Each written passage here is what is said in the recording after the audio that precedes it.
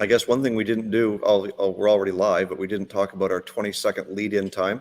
From the time that we're talking here, Steve, to the time it actually hits YouTube is about 20 seconds. And so we're just chit-chatting for now. It gives people a chance to jump on and catch those ads if they're having to watch ads. And this is about the point in time where we welcome you to the Car Guy and Six Fan Show on this Thursday evening. My name is Jason. I am the car guy of the Car Guy and Six Fan Show. And if my memory serves me correctly, I point this way. To Grant. That's right. Grant Tommy. I'm straight six fan of this operation, and we are excited to have our guest. We'll let him introduce himself here in a second. But I guess, well, shoot, with that, we'll just send it on down below me to our guest. What's up, everybody? I'm Steve from Hammerdown Motorsports, and yeah, I'm glad to be here today. Kind of share a little bit of what I'm all about and kind of my experiences with some of the hosts here. So glad to be here. Yeah, and one of the things that that I've been trying to get for a long time is to get some people that I actually have a little bit of a connection to on the show, so we can have a little more candid conversation. Sometimes we get people we just have no clue who they are, other than maybe what we see on screen. And several years ago, I had an opportunity to travel down to Pennsylvania and meet up with Steve and his arsenal of great working vehicles. But before we get into the conversation, before we get into the questions, we want to head over to the chat. Grant, why don't you head over there and see who all is joining us tonight? Yeah, we have a quiet bunch tonight, and we were waiting. I was going to do that a little bit ago, but there was only Will's Wheels at the moment was in there. But now King Eric the Greatest Fall joined us. Harrison's Hot Rod and Custom, Uncle Squirrel, Everything is Broken Garage, Greasy Boy Customs, our buddy Dan. Welcome everybody into tonight's show. And so with that, Jason, why don't you lead us off with the first question? Absolutely. So I guess I do want to jump right into this first part, and the fact that you and I share something in common, and that's that we're both from Canada. So I still live in Canada. I'm on the East Coast. Tell us a little bit about where you're from and what led you to where you are today. Well, originally I was born in born in Edmonton, Alberta. I grew up in Devon, Alberta, which is a tiny little town outside of that. Basically just kind of oil field area, and if anybody who's been there knows exactly what I'm talking about. But yeah, Alberta is basically the Texas of Canada. I think everybody kind of agree. But yeah, that's where I lived up until about 2013. I met my wife. She's from Pennsylvania and ended up over here. So everything else pretty much history from that point on. Yeah, Steve, I know at this point in time, I've lost track of how long it's been since Jason and I have known each other, but it was all through the fallout of Adpocalypse here on YouTube years ago. And I know that's where I found out about your channel was through my friendship with Jason. And I know for the longest time, your channel's kind of had a good, strong connection with some Ram trucks. And I know you have a 2019 Ram Rebel, but take us through a little bit about what maybe your channel is about, but then that special role that the Ram plays in your channel. Well, my channel basically started out with the Camaro SS, and then I kind of got to know the Camaro guys around the area, and we ended up doing a lot of racing, traveling around, and kind of built my channel with that. And then I ended up with a Ram of my first 2019 Ram truck, and just kind of made a few random videos on it, and it kind of took off just because it was the new 5th gen platform. And then we ended up actually getting into the Rebel.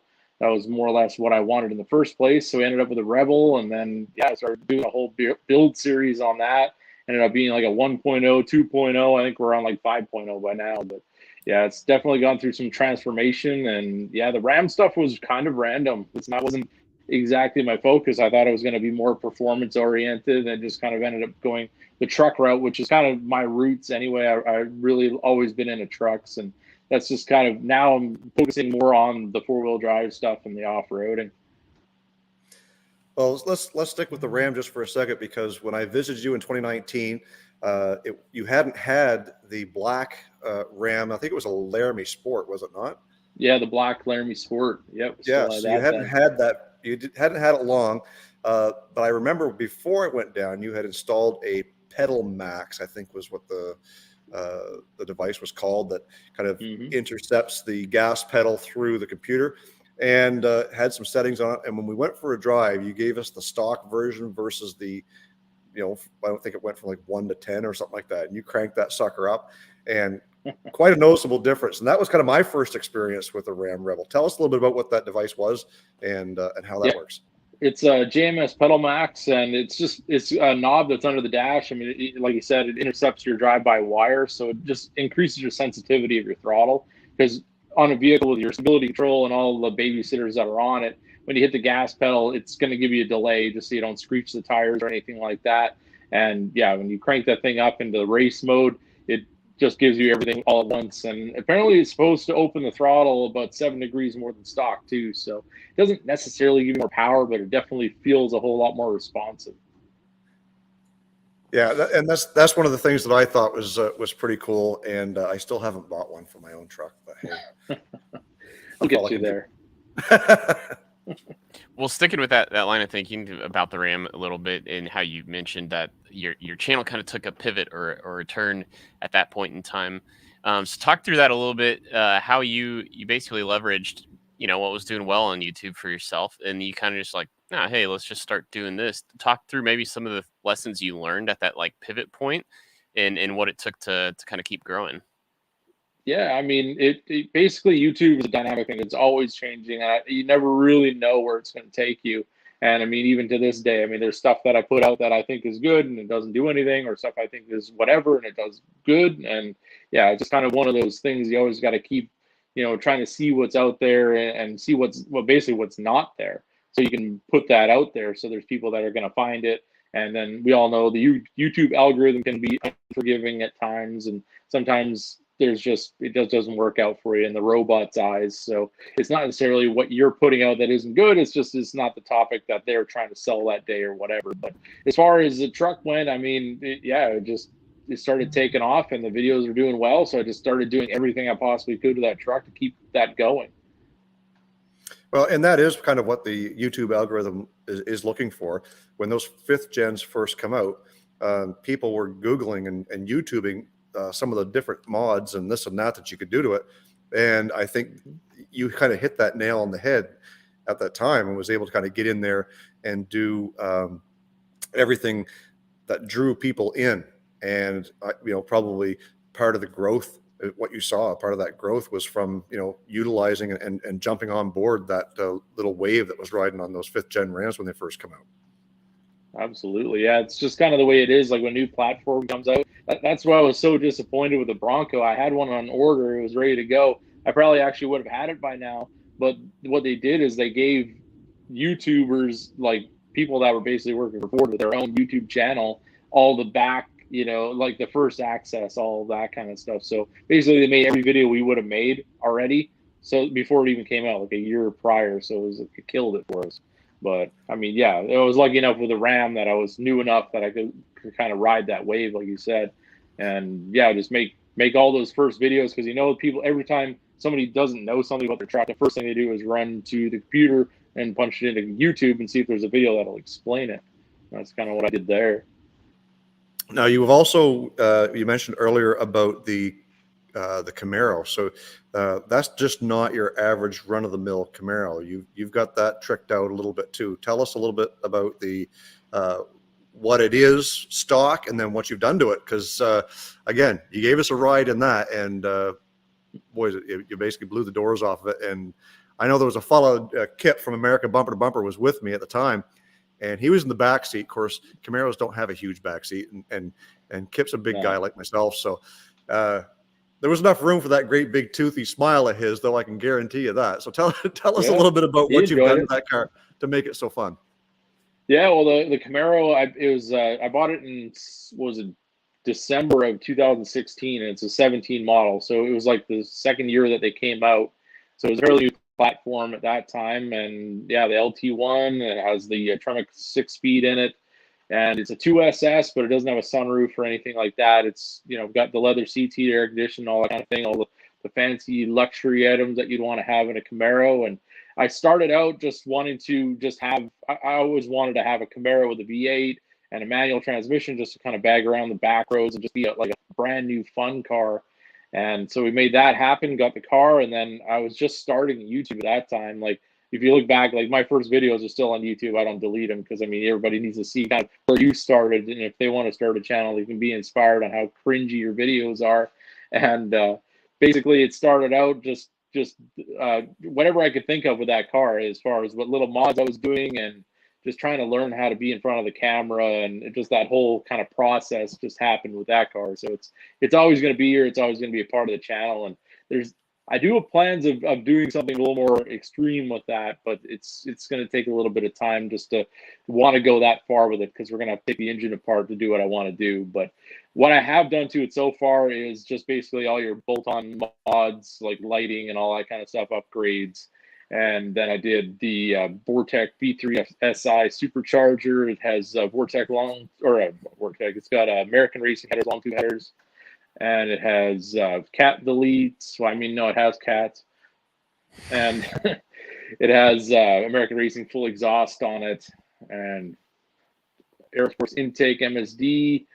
It has a HP tune, and trying to think, there's like a million things they've done to that car. There's a video on pretty much everything, but it's running about 520 horsepower right now to the wheels.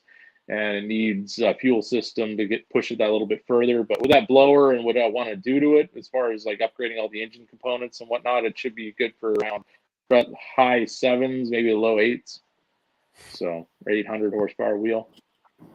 It's insane to even fathom. But from the early years, you mentioned the Camaro, of course, and then the Ram. So we've covered the bow ties and we've covered the Mopars. But if I'm not mistaken, in the early years, there was I want to say it was green, like 97 to 2004 Ford F-150 that kind of just became the beater for the channel. So tell us a little bit about the history on that truck. Like where did that all start and where is it today, I guess? That truck is sitting outside, still ready to go, just has a flat tire. I just did a video with that truck with Andy from Diablo Formula Racing the other day. But yeah, that one, it was a project, just kind of like a beater truck, like do whatever we want to it, no holds barred kind of thing. For another channel, actually, I originally got that truck from Sended Steve, and then it just became part of my channel then after I was done with that whole process, and it just kind of stuck around because it kept on running. So when Jason was here, we had that ramp that was out by the shop here, and we just basically aim for it and hit it as fast as you possibly can and get some little bit of Raptor Dukes of Hazzard air on it. And I mean, yeah, that thing's just taken an absolute beating and it's still here. It's a 2000 F-150 and it's green. It's got no doors, and yeah, it basically hasn't given up yet. And I might add that when we did the jump in it, the videos don't quite do it justice, because really the only amount of the space you have to work with is basically the length of your garage. Mm-hmm. So you back up all the way to the bushes and you nail it. And I mean, the truck had doors on it when I was in it.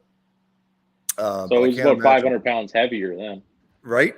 So now instead of getting like 6 inches, air on that thing, you're probably getting 8 or 10 now, right? Well, the hill kind of eroded over time, so it's not nearly as good as when you were here. But I think I'm going to have to get a skid steer out here to make a little bit more of a kind of a launch for it. We'll get I don't know, maybe a 1.5 foot a lift on it, maybe. See if we can launch that thing in the air a little bit more. Well, it's fun because we went for a ride in the Ram Laramie Sport. We went for a ride in the Camaro. Then we went for a ride in the Dart. So you've got a 72 Dart? 72, yeah. So tell us a little bit about the Dart, because I want to kind of come back to what my favorite part of the visit was. But let's talk about that Dart. The Dart, well, actually, the reason I was wanting a Dart, my dad had one brand new, 72, 344 speed. His was green and had a brown interior. So my whole life, he always told me about this car. So I was like, okay, well, one day if I ever am going to get a classic, that's what I want to get.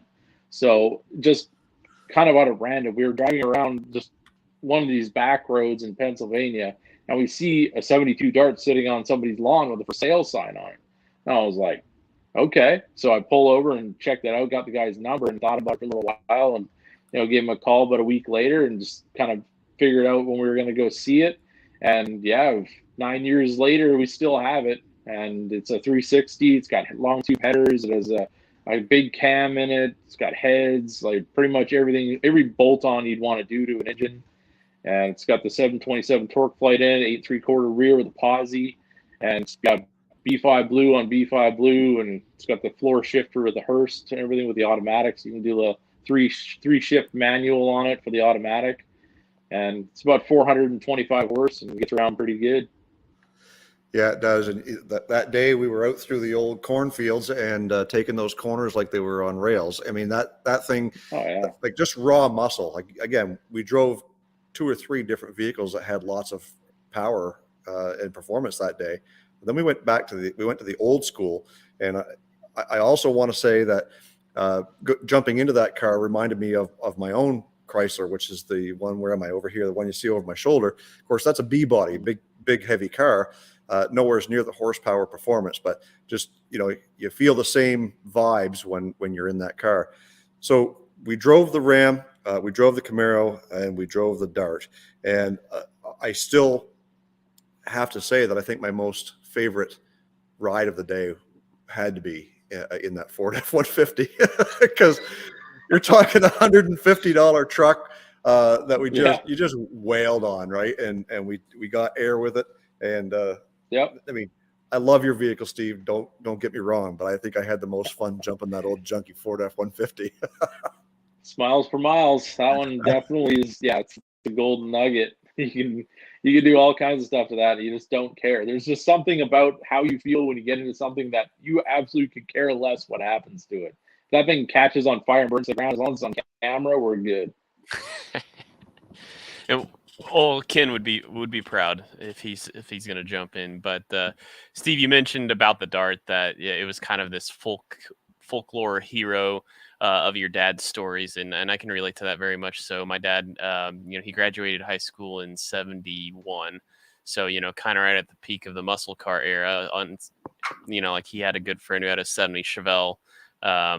And he never got a cool car, but then he finally did. He finally saved up his money. It was a '72 El Camino SS. So that's the car that I always, in my head, every time I see a '72 El Camino, I always think I've got a special place in my heart for those. But I guess where I'm going with this is when we talk about the next generation of Hammerdown Motorsports, what are the folklore heroes you're hoping to leave behind for the generation below you? I have no idea.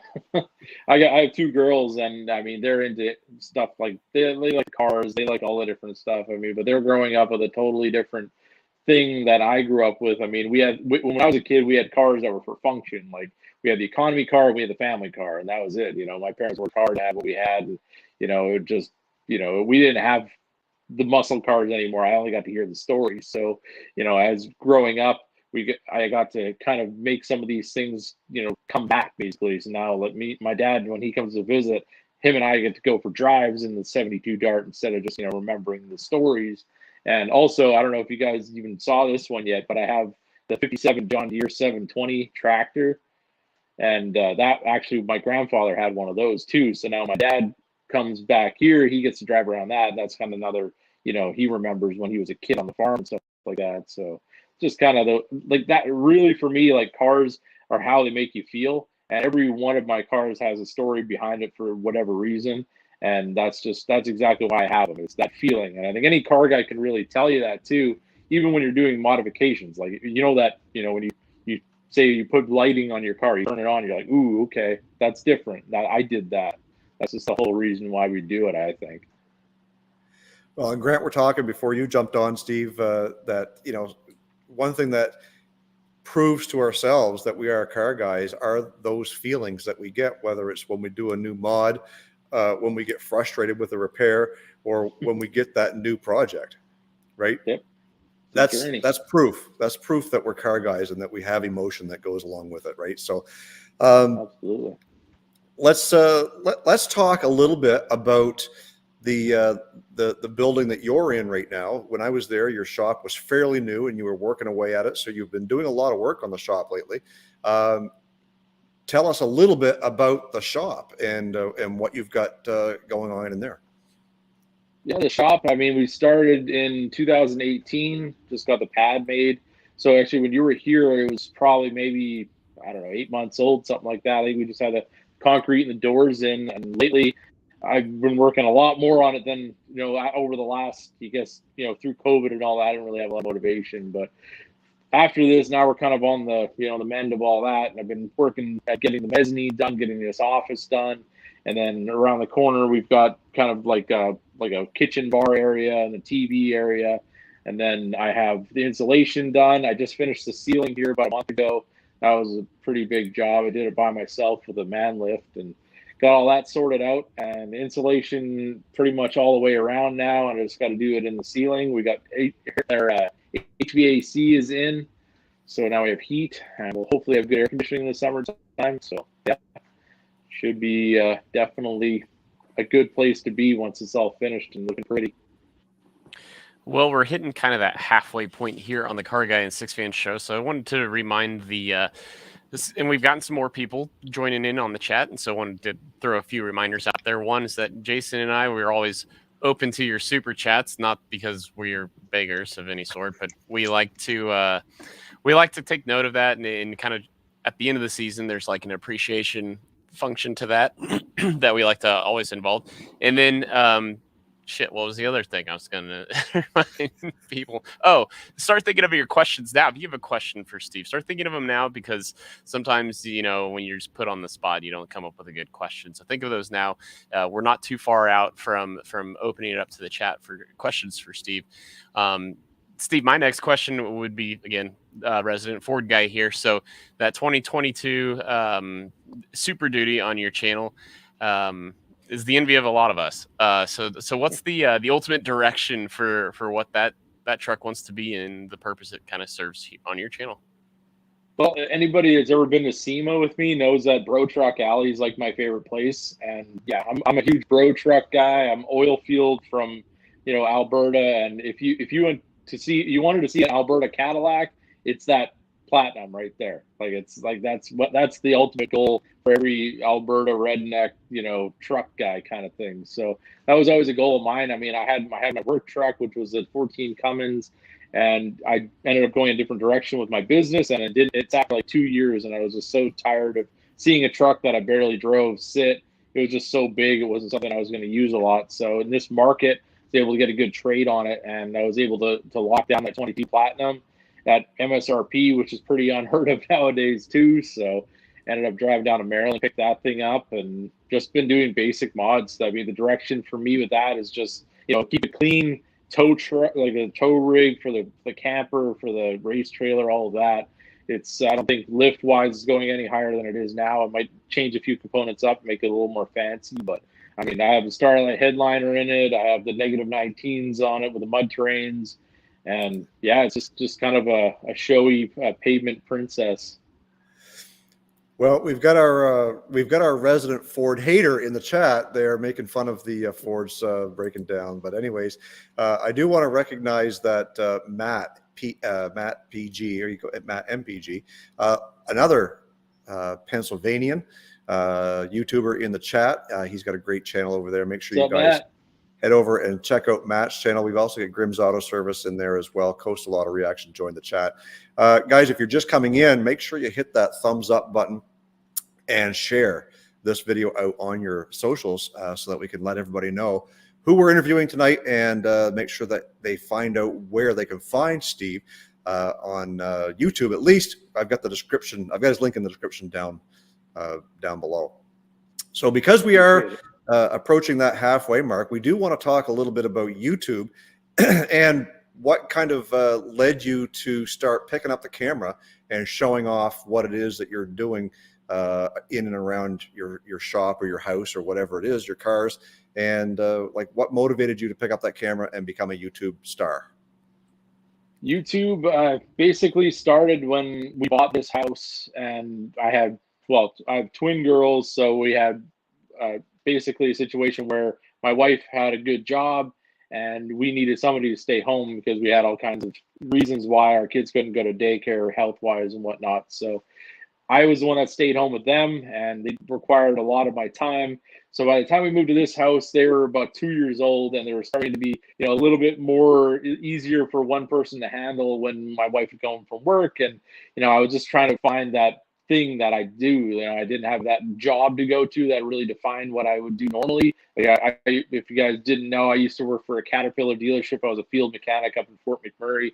So that was kind of my identity, was I was a, cat mechanic. And that's a big deal out in Alberta. That's a pretty decent job. But when I moved here, it was a lot of adjustment and trying to figure out my direction, what I'm going to do. So I basically was just watching YouTube because obviously, being a car guy, I was in the car channels, and I actually found Mike Street Speed 717, and I was watching his videos. He's a young guy with a Corvette. It was just interesting to see his daily life that, just kind of interested me. And then I saw he had a Pennsylvania plate. I was like, oh, okay, well, I guess he's somewhere around here. And then I started seeing Nick and Andy's videos, and then I noticed that, they're actually pretty close to where I live. And then they ended up going to Maple Grove one day. So I went down there and I ended up meeting them. And yeah, I just kind of had a talk with Mike and Nick, and they're just kind of, encouraging me, to start my own YouTube like most YouTubers do. And yeah, I just started saying, okay, well, I have a bunch of stuff here I can make content with. Why not make that the thing that I do and just give it a try and see how it goes? And, here we are from 2017 till now, and just continue to grow. And it's been an absolutely awesome experience meeting all the people, and just, it's just being a part of the industry, not just a consumer. It's just been awesome. Well, you talked about the start, and you talked about the, where you are today. It's pretty phenomenal where you've landed. But so what would you consider, as you look back, your biggest turning point in your channel's growth? What was that one moment that kind of like really cranked it up to 11? Probably, I mean, I wouldn't say in any regard that I've really had, that huge, like, blown up moment that, some channels have had. I mean, I'm still always working towards that every day. But I would say probably the biggest, like, where you start getting some real views and you start getting some, recognition from some of the aftermarket and whatnot, was probably towards the end of Camaro Fest. Like, when we're starting to see a lot of, like, as far as the Camaro content went, started picking up some sponsors. And then the Ram stuff was where it really actually kind of took off a lot more, where I was getting, some bigger product people and whatnot were always, in my DMs and whatever, and trying to get me to kind of push their products and try things out on the truck. And it just kind of feels like you're more of a part of something that's developing rather than just, a person that's consuming the product. So as you move forward to, to grow your channel, what are some of the things that you're looking for? Like, what are some of the things you're hoping to do that's going to attract that attention to continue to grow you past the 30-something thousand that you've got now, and keep growing forward? For me, I mean, I basically take it day by day, and I'm me. This is who I am. There's no fake. Some people have a persona. I wouldn't say that I do. I mean, you've met me, Jason. You know exactly what I'm like off camera. It's the same as what's on camera. Maybe a little more crazy off camera. I don't even know. But the fact is, I just try to be myself, try to be real with everybody, and try to give my honest opinion with some of the background that I have, as far as, when you're putting stuff together. I know there's a corporate view on installations and whatnot, and then there's the actual consumer, where I would go in and actually do this stuff. And I can be a little bit more real world with people as far as that goes on the installation side. And then there's just the car guy in me, where I'll make videos that are totally off-road videos, like I just made one. And then there's going out on location to different places, to events. And it's just kind of trying to find that balance of variety, that there's something for everybody, basically. And that's another thing with different vehicles that we have here. And some of them came pretty organically. It wasn't like necessarily I bought this for it to be on the channel or to make it blow up. But it's just trying to find something that I enjoy, that I can share with different groups of people that maybe I wouldn't have reached any other way. Well, we had a couple questions roll in already, Steve, from the chat, so we'll start trying to address some of those. First two are Canadian based, and the everything for the garage. It was asking, what's the thing you missed most about We just lost your audio, I think, Grant, a little bit, but we can get the gist based on the question that you popped up there. So Everything is Broken Garage is asking Steve, what does he miss about Canada? Question mark. Canada? Deere? Well, Canada, I would say I miss the mountains. Like actually going like around here, they call mountains like the little hills. I miss the actual mountains, and I miss some of the food there. Definitely, if you go to Taco Bell in Canada, Fry Supreme, they don't have that here. So, yeah, I definitely miss that. And Donairs, 100%. Yeah, Donairs are something that if you you live here, it's kind of like, you know, poutine. It's just something that we specialize in, and anywhere else that you get it is an imitation. Right. It's not the same. No, that's right. King Eric, the greatest of all, is out in Seattle, I believe, or at least in Washington there somewhere, and he's asking, is the Hammer still an Edmonton Oilers fan? Edmonton Oilers, I'm kind of I'm here and there about it. I'm an Oilers fan because I'm from Edmonton, but I can't say I follow them super closely after, you know, all the kind of political things that were going on with sports. They kind of lost me there, to be honest. But I mean, if I had to choose a team, it would always be Edmonton.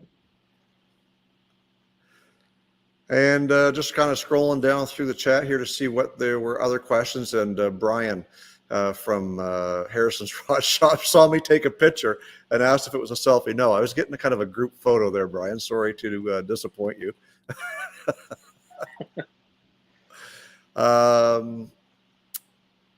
Ryan from Everything is Broken Garage says, Power Stroke swap a Ram, question mark? I definitely would do that. If I could find a rotted 7.3 liter, I would probably put that in my 95 second gen, my Dodge. There you go. Oh, the got a V10 in it now, so who knows? Yeah, you were working on that when I was there. That was kind of tore apart, I think. It's still no. People have been asking about it, but you know, it's going to come back. It just, yeah, the Ram stuff actually happened, and I was going with the new truck stuff, and I was getting the views, so yeah, I couldn't do both at the same time. But we're going to get back to that truck definitely. I still have desires to Power Stroke swap like a early 60s international truck or something, you know, because the whole Navistar connection. So it's like put it in an international. That's kind of one of my dreams. I mean, if you get a 7.3, I think you're good. If the 6.0, 6.4, not exactly good relations with Navistar after that, but I mean, yeah.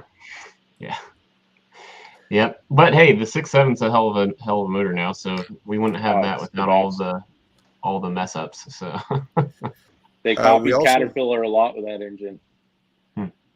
Well, there you go. Learn something new every day. We did have a comment made by Harrison's Rod and Custom. That's Brian Harrison, of course.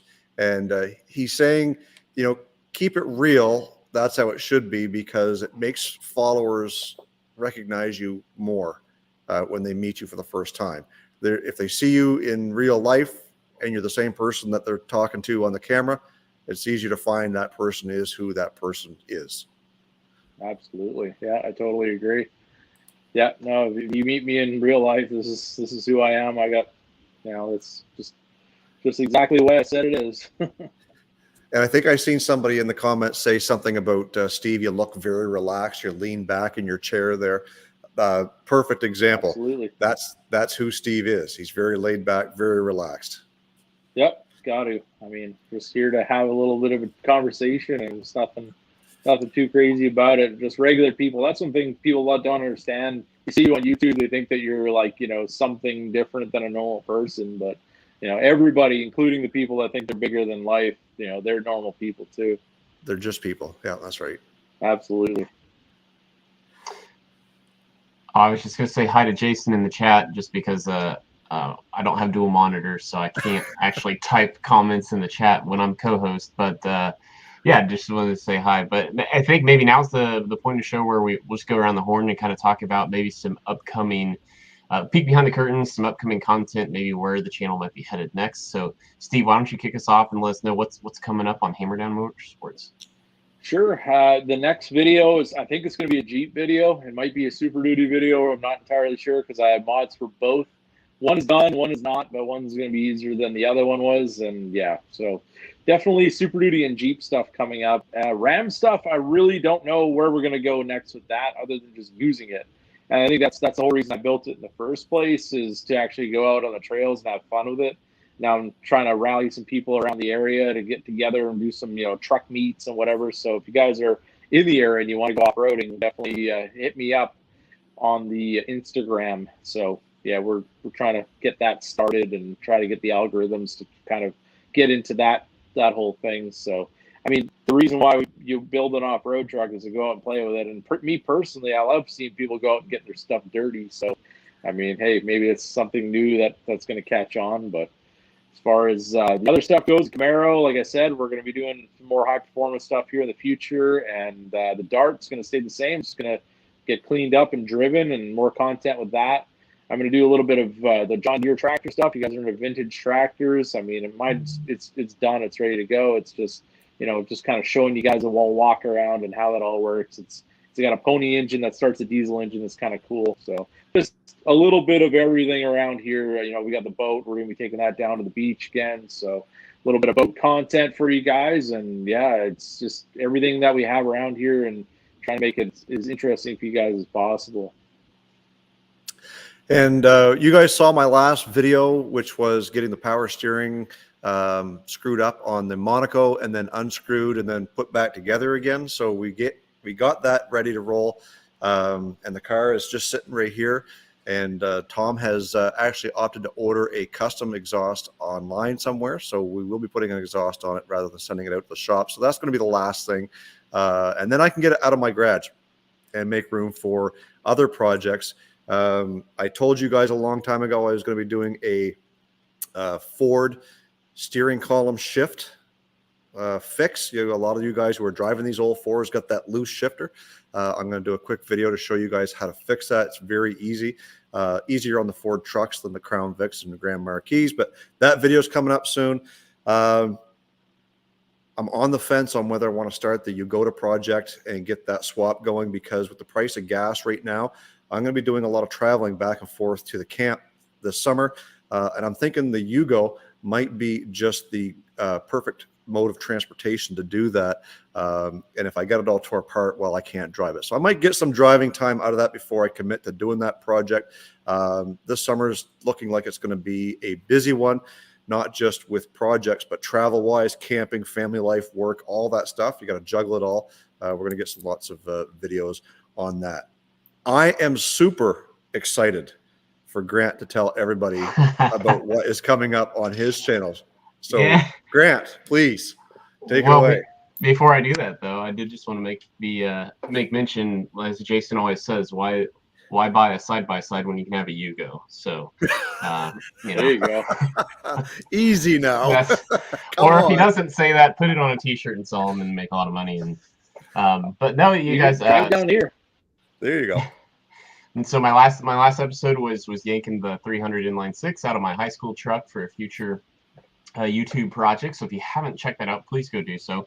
It was the first time I ever pulled a motor. But there's kind of a change in plans, because it is actually not going to be the very next project here on the channel, because today I actually picked up a brand new project car and I went over to the dark side. I actually purchased a General Motors product, but it's a G-body, and it's the least popular G-body probably ever made. Pontiac 1979 Pontiac Grand Prix. So that's going to be the next offbeat hot rod, the next odd body on the channel, and I'm pretty excited about it, just because of, again, Jason and I, on last week's CARRGUY SixFan Show, we kind of went through a checklist. What would I be looking for? And I didn't tell you all the checklist things that I look for in a potential project car, but this one checks about 8 or 9 out of 10 boxes for me, and so it's pretty excited to start this Grand Prix project. Yeah, I'm really excited about it too, because it's going a little bit outside of your comfort zone per se, because you've always kind of stuck with the Ford stuff. But at the end of the day, it's a learning curve for everybody who's jumping into a project, whether it's just to cosmetically make a vehicle look good, or to mechanically make it look good, or work good, whatever it happens to be. It's going to be some great content. G-bodies are real popular on the scene. Especially if you're donk it. I think you should donk it. That would be really cool. Don't donk it. It's Don't- it's That'd be also nice awesome. just sold the Fairmont to just kind of have a pile of cash and to be able to just go buy parts like that. That's really nice. Off-road So build. yeah, no, I think I'm going to go a little full tilt on the kind of the pro touring side, but only time will tell, and I'm sure I'll do a rendering for it to kind of like get some hype out of it. But yeah, that's Hot Rod Power Tour. There you go. So Send that's it. one of the great things. That's one of the great things about kind of the world coming back around with everything that's been going on. We're kind of moving what I hope to be in a forward direction, despite what's happening overseas. But with the borders being open, it allows me to do some traveling stateside again. I'm really looking forward to getting back, back down to PA, North Carolina. There's some guys that I want to connect with down there. I want to get to Tennessee and connect with Brian from Harrison's Rod and Custom, and a couple of guys down that way, and the UBT guys. Just have a really fun trip. And I'm not sure when that's going to happen exactly. It may not even happen this year, but I think just the idea of it being available and being able to do that is going to be awesome. So there's going to be some more great content by the sounds of things from all three channels. You guys, if you're not subscribed to myself or to Grant or to Steve, all those links, of course, you're at my channel right now. Hit that subscribe button, but the links are in the description box below. Go over, check out the videos. I know you're not going to be disappointed. I did see something else come across the screen. Where was it? Everything's Broken Garage asking me if I got the transmission leak fixed on the Monaco. It looked like a murder scene. We haven't yet, but we got the parts now. What it was is the shifter, where the shifter detent goes through the case, that seal was leaking. So when you start that thing up and pump it, all that fluid starts kind of leaking out. And when you shut it off, it continues to leak after it drains down. So it was leaving puddles. It's leaving a puddle in my yard or my garage just as we speak. So we will get that fixed up. And it literally was a $7 seal. But you got to take the pan down, drop the valve body to change all that stuff out. But no big deal. We will get it fixed up. Got to get it fixed up. Anything else that we want to add, Grant, to this episode? It did seem like we had one other question roll in from the chat, and so Bandit or THE. I've never actually. He goes by the Bandit, so if you remember, it's just the Bandit. Okay, well, Listexia there on that one. He's asking Steve, what's the colors of the Camaro and the Dart? The colors of the Camaro is it's a white with the black rally stripes, and then it has the adrenaline red and black interior. And the other one was the Dart? Yeah, the Dart. Yeah.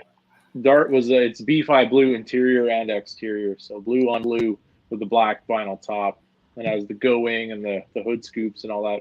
It's a swinger, so it has the extra, goodies and whatnot. And back in the 70s, they got away with calling a car swinger. So hey, whatever. When I was looking for a high school car, because my older brother got a fourth gen Nova, 77 Nova was his high school car, and so I was looking for something cool too. And there was a 72 Swinger Dart in the local paper. Yes, I'm old enough to had to have relied on the classifieds in a newspaper back in 2001, I guess it would have been. But yeah, we went and looked at it, and of course, it was your typical Mopar guy who's convincing you that it's numbers matching, but it was rusted to hell. So that is why my first high school car was not a 72 Swinger Dart, but I always kind of it was green. I always have a soft spot for those cars, Steve. So they're sharp cars. Oh yeah, Yeah. definitely. So in the background there, you can see I popped up the screen so you can see a little bit. We're catching the front end of that Camaro, and you said it was a SS with the 2 LT pack. 2SS, okay. Yeah, 2SS with the LT1 and the 6-speed manual and all that, all ready to go.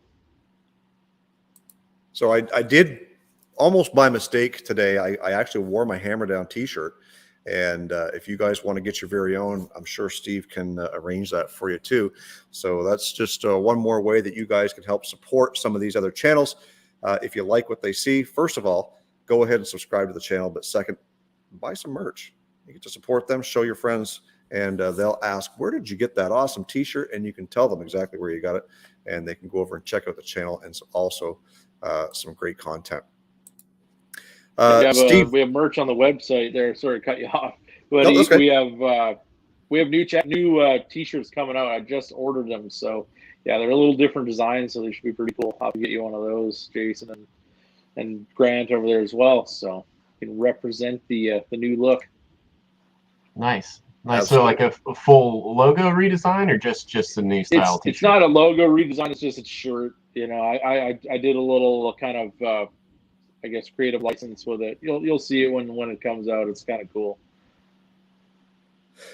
Yeah, so that's about all we have tonight, guys, for the for this channel or for this show. And we appreciate you coming in and stopping by, making some comments, asking some questions, and we really appreciate Steve for taking time out of his Thursday evening to be a part of the Car Guy and Six Fan Show. Glad to be here. Thank you for having me. So, having said that, I'm going to say thank you one more time for the guys in the chat. Thank you, Steve. I'm going to call it quits. We're going to let Grant close out the show. Steve, stick around. We'll talk a little bit more off camera. Sounds Well, great. as we're winding down the show, we're also not too many weeks out from winding down the season. It's amazing how fast these things go. We think 18 weeks seems like a long time, but I think we only have what is it, six left or something like that. But it'll go fast. This is a joint operation, so we bounce back and forth between our two channels. So we'll be on my channel next week. Make sure you join us there. Same bat time, different bat channel. But otherwise, to all my Six fans out there, thanks for watching.